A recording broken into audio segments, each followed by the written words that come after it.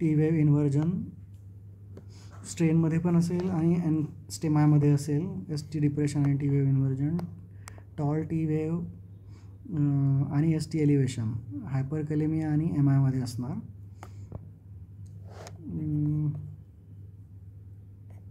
Long cutie आपण बघितला. Long क्यूटीचे drugs वगैरे भरपूर ड्रग्ज आहेत. इलेक्ट्रोलाइट ॲबनॉर्मॅलिटीज आहेत. मग पोटॅशियम, कॅल्शियम, मॅग्नेशियम काहीही कमी असू शकतं. SAHमध्ये पण होतो. स्ट्रोक आहे, ट्रॉमा आहे, हेरिडेटरी आणि कोरोनरी आर्टरी डिसीज. प्रॉमिनंट युवेव्ह हायपोकॅलेमियामध्ये दिसतात. थायरोटॉक्सिकोसिस एक आहे आणि बाकी ड्रग्स आहेत. तर हायपोकॅलेमिया करायचा का? हायपो आणि हायपरकॅलेमियाचा हा नीटचा चार्ट आहे. हायपोकॅलेमियामध्ये डिप्रेशन होईल. याच्यात दिलेलं आहे की तुमचं डिपोलरायझेशन कमी होणार आहे म्हणून ST depression, T wave depression होईल. पोटॅशियम इन्क्रीज झाल्यामुळे रिपोलरायझेशन वाढेल, त्याच्यामुळे टॉल टी वेव्ह होईल, ST वाढेल. PR दोघांमध्ये वाढतो आहे. हा हायपरकॅलेमियाचा आहे. टॉल टिंटेड टी वेव्ज आहेत आणि त्याच्यामुळे मग इथे ST डिप्रेशन आहे.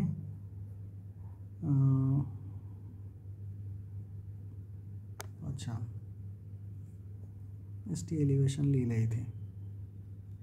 ठीक आहे, झोल आहे थोडा डायग्राममध्ये.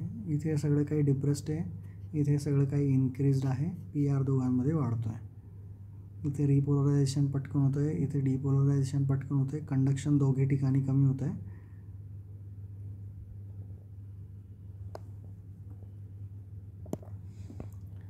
WPW आणि LGL सिंड्रोममध्ये डिफरन्स विचारला आहे.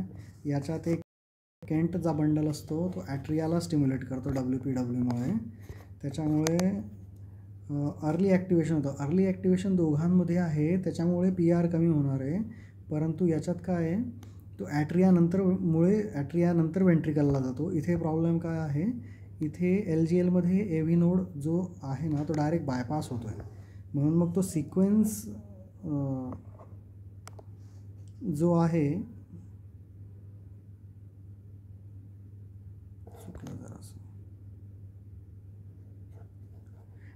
डेल्टा वेव्ह नाही आहे. हां, ओके. जो बँड आहे ना, तो ॲट्रियम आणि व्हेंट्रिकलला जोडतो, लेफ्ट ॲट्रियम आणि व्हेंट्रिकलला. त्याच्यामुळे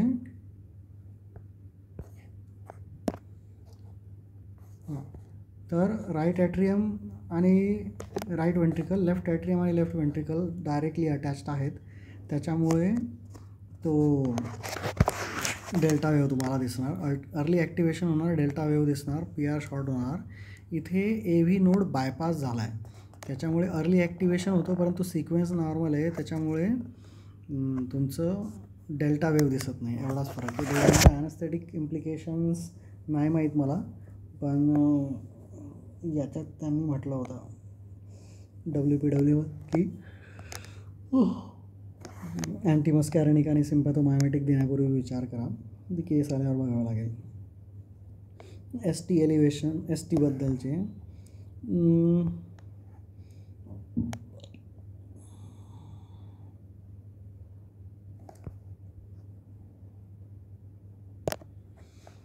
ST डिप्रेशनची कॉजेस तर इस्केमिक असतील, non Q wave MI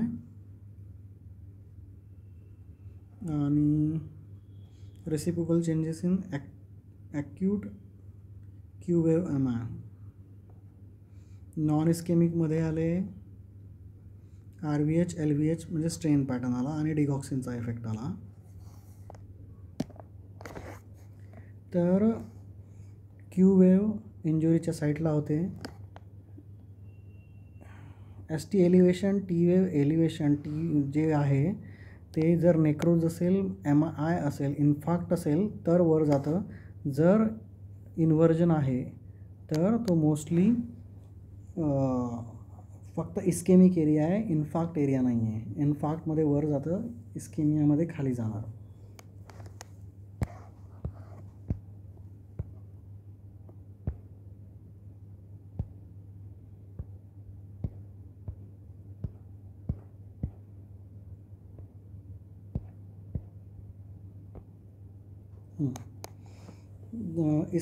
ischaemic एरियामध्ये तो स्ट्रेन पॅटर्न दिसणार.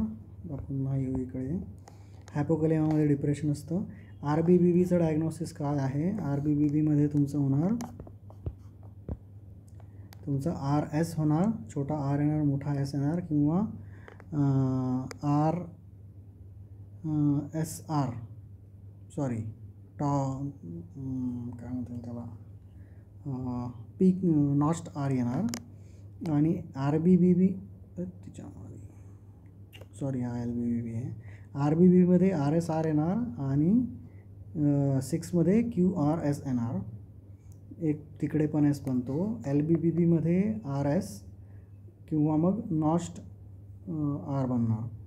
तर विल्यम आणि मॅरो.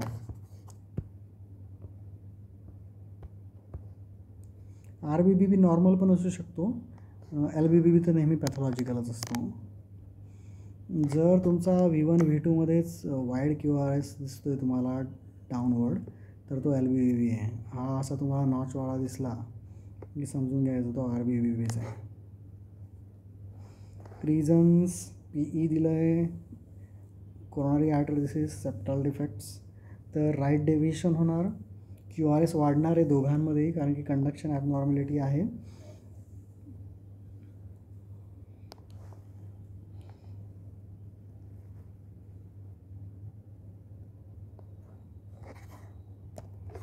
तर याच्यात तुमचं जे व्हेंट्रिकल आहे ते लेटली हे होणार आहे, त्याच्यामुळे तुमचा हा इथे R' लेट आला आणि S इकडे लेट आला.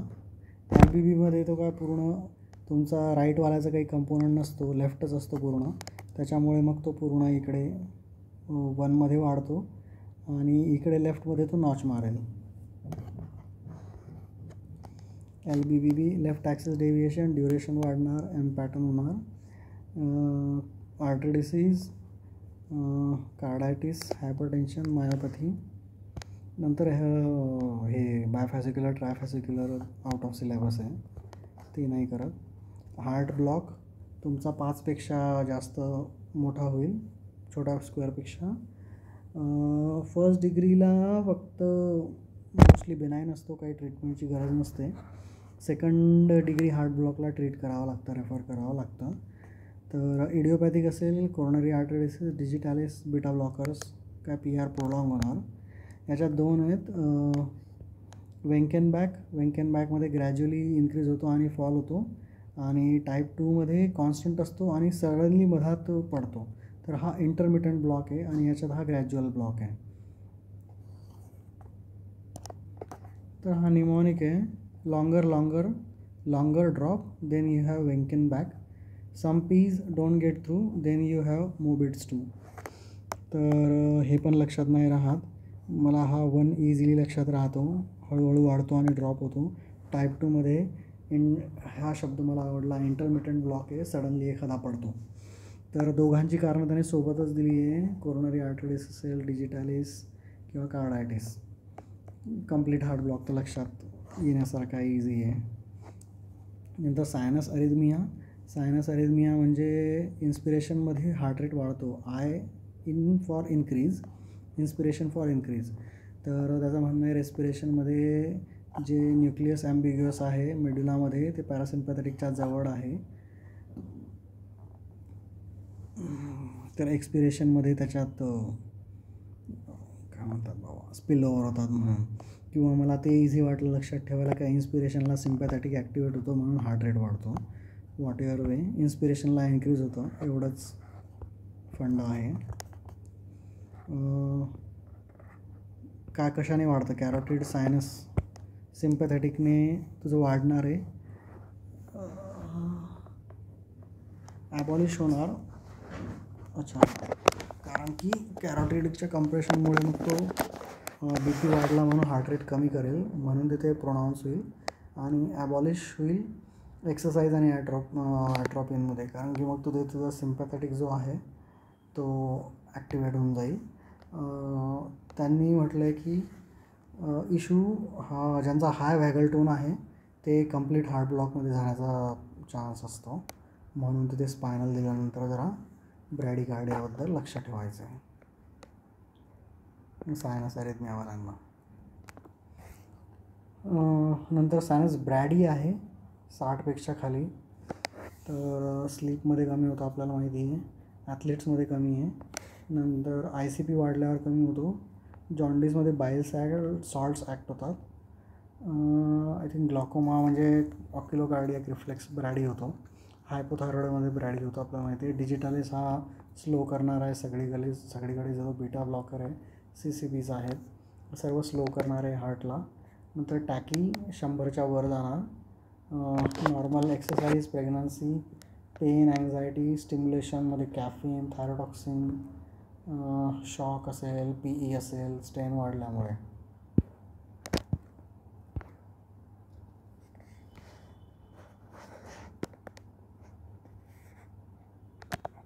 ब्रॅडी अरिथमियाची ट्रीटमेंट,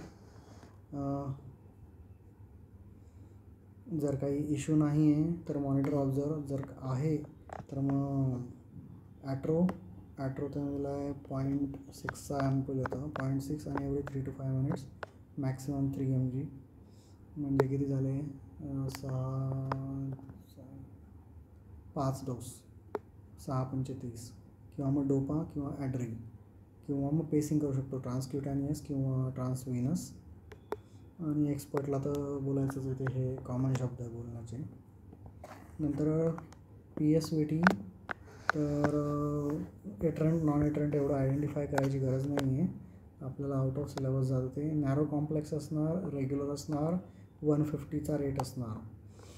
तर ट्रीटमेंट स्टेबल, अनस्टेबल असेल तर तुम्हाला सडनली कार्डिओवर्जन करावं लागणार सेडेट करून.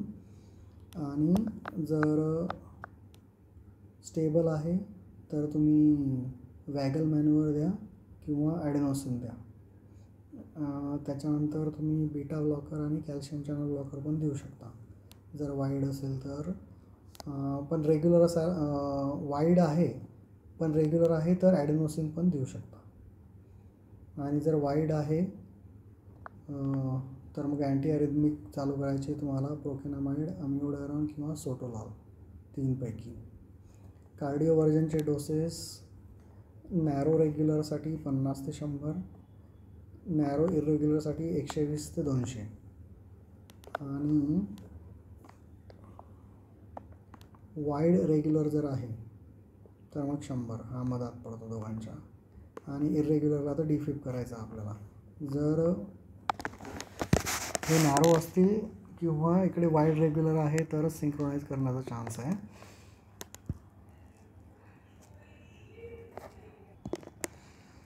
तर वाईड असेल पण रेग्युलर असेल तरच ॲडेनोसिन देता येईल.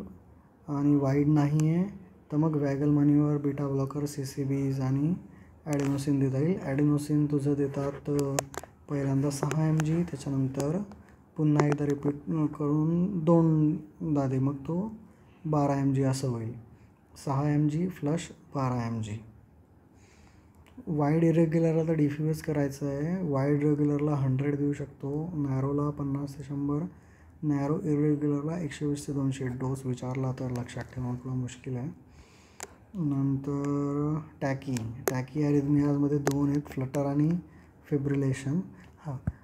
AV ब्लॉकमध्ये जो वेंकेनबॅक आहे, PR इंटरवल कॉन्स्टंट आहे इथे PR इंटरवल कॉन्स्टंट आहे. इथे त्याने टाईप 2 हा शब्द महत्त्वाचा आहे, इंटरमिटंट ब्लॉक आहे. इथे ग्रॅज्युअली इन्क्रीज होतो, एक लक्षात ठेवण्यासारखं आहे. फ्लटरमध्ये रॅपिड आहे पण रेग्युलर आहे. हा बघा, हा फ्लटर आहे तर हा सॉर्ट होत आहे.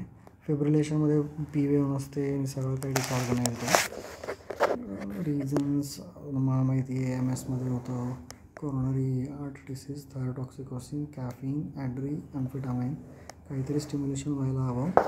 नंतर मग VTचे 2 प्रकार आहे, मोनोमॉर्फिक, पॉलिमॉर्फिक. मोनोमॉर्फिकमध्ये सिंगल फोकस आहे, पॉलिमॉर्फिकमध्ये मल्टिपल फोकस आहे. त्याचा एक सबटाईप आहे टॉर्सायडिस डिपॉन्टिस, ट्विस्टिंग ऑफ स्पाइक्स. इरेग्युलर असल्यामुळे मग इरेग्युलर आणि अनस्टेबल असेल तर मग इथे पण तुला TDP असेल तरी मग तुला डिफिबच करायचं आहे. स्टेबल असेल तर मॅग्नेशियमचा विचार करू शकतो. ते गुरुदत्तच्या वर्डमध्ये आहे ते तेव्हा वाचतो. नंतर व्ही एफ तर माहिती पूर्ण केओटिक असतो. आर एच्या आपण या डेफिनेशन वाचल्या आहे एनलार्जमेंटच्या. व्हेंट्रिक्युलर हायपरट्रॉफी राईट आणि लेफ्ट. V1 V2मध्ये जर V1 to V4मध्ये वाढलं आहे right axis deviation R V1 to V4मध्ये टॉल आर असणार आणि स्ट्रेन पॅटर्न असणार. इकडे त्याच्या उलट हा जो 35वाला क्रायटेरिया आहे S in V1 आणि R in V5 V6 आणि याच्यात लेफ्ट ॲक्सिस आणि स्ट्रेन पॅटर्न असणार तुम्हाला. कॉजेस मग त्या साईडचे आहेत. समजा लेफ्ट साईडला आहेत मग स्टेनोसिस किंवा रिगर्जिटेशन, हायपरटेन्शन, मायोपॅथीज. राईट साईडला PH, पल्मोनरी वॉलचा issue, VSD, COPD. Evolution of MI hyper acute, fully evolved, resolved. तर हायपर ॲक्यूटमध्ये वाढलेलं असणार, फुल्ली रिझॉल्वमध्ये बेसला पोहोचतं आणि क्यू वेव्ह दिसायला चालू होतात. रिझोल्युशनमध्ये क्यू वेव्ह दिसतील किंवा जातील आणि फुल्ली इव्हॉल्वमध्ये क्यू वेव्ह दिसतात आणि तुझं इन्व्हर्जन चालू होतं. नेक्रॉसिसला तुझ्या एलिव्हेशन असणार, इस्केमिया होतं फुल्ली इव्हॉल्वमध्ये, तर मग क्यू वेव्ह बनून जातं त्याच्यात आणि दुसऱ्या ठिकाणी मग जो पार्शली इंजर्ड आहे ते इन्व्हर्जन दिसणार. रिझोल्युशनमध्ये मग अनइंजर्डला टॉल टी वेव्ज आहेत, ST एलिव्हेशन वापस येणार, क्यू परसिस्ट करेल किंवा राहील किंवा जाईल. लीड्सच्या पोझिशननुसार टाईप दिलेले आहेत. PE आपण बघितला, याचं मॅनेजमेंट बघितलं. नंतर पेरिकार्डायटिसमध्ये 2 आहेत, ॲक्यूट आणि क्रोनिक. ॲक्यूटमध्ये तुझं ST एलिव्हेशन होणार जिथे इन्फ्लेमेशन आहे, व्होल्टेज नॉर्मल असणार. क्रोनिकमध्ये याच्या उलट आहे, व्होल्टेज कमी होणार. ॲक्यूटमध्ये व्होल्टेज चेंज होणार, क्रोनिक पेरिकार्डायटिसमध्ये तुझं व्होल्टेज चेंज होणार आणि टी वेव्ह इन्व्हर्जन होणार जिथे टच होतो तो, जिथे पेरिकार्डायटिस आहे तिथे.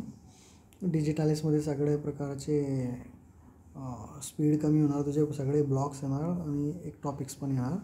क्विनिडिनमध्ये पण सेम आहे, त्यात रटण्यासारखं काय नाही वाटलं मला.